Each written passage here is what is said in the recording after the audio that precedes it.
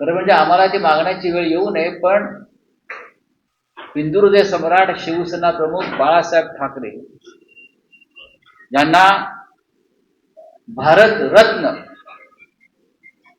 या देशाच्या सर्वोच्च नागरी किताबानं सन्मानित करावं अशी फक्त शिवसेनेची इच्छा नाही, मागणी नाही, तर तमाम महाराष्ट्रातल्या जनतेची आणि देशभरातल्या नव्हे तर जगभरातल्या हिंदूंची मागणी.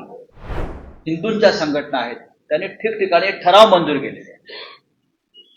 हिंदुहृदय सम्राट शिवसेना प्रमुखांना भारत सरकारनं भारतरत्न या किताबानं सन्मानित करावं.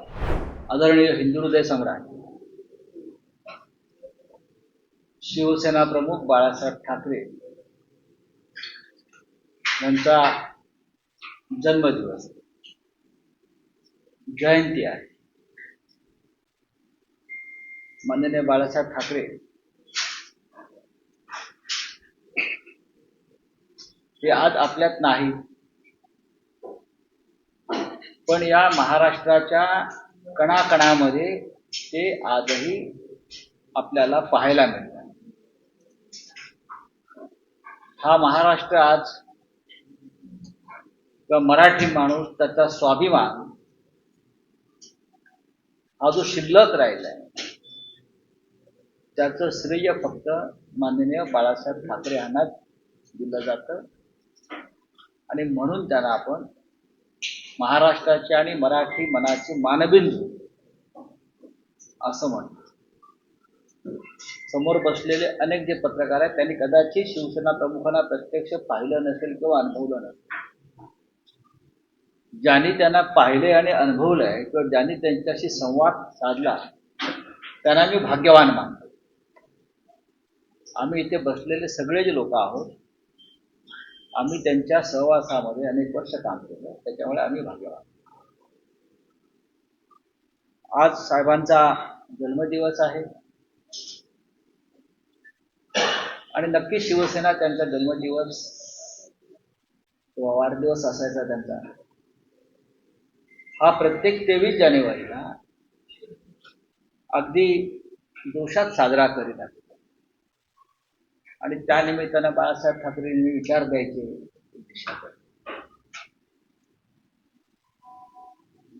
आज साहेब आपल्यात नसले तरी आम्ही विचारानं त्यांना कायम आमच्याबरोबर ठेवलं. बाळासाहेबांचं स्मारक उभं राहत आहे. शिवतीर्थावर मेहर बंगल्यात ते लवकरच त्याचं उद्घाटन होईल. 2026 पासून शिवसेना प्रमुखांचं जन्मशताब्दी वर्ष सुरू होत आहे.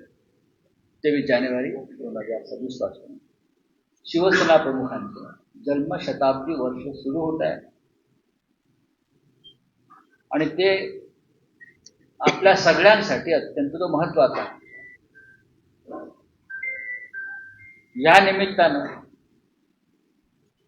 आतापर्यंत शिवसेनेनं कधीही अधिकृतपणे काही मागितलं नव्हतं बाळासाहेबांसाठी, पण महाराष्ट्राच्या आणि देशाच्या ज्या लोकभावना आहेत की वारंवार आम्हाला जे सांगण्यात येत आहे, खरं म्हणजे आम्हाला ती मागण्याची वेळ येऊ नये, पण हिंदुहृदय सम्राट शिवसेना प्रमुख बाळासाहेब ठाकरे यांना भारत रत्न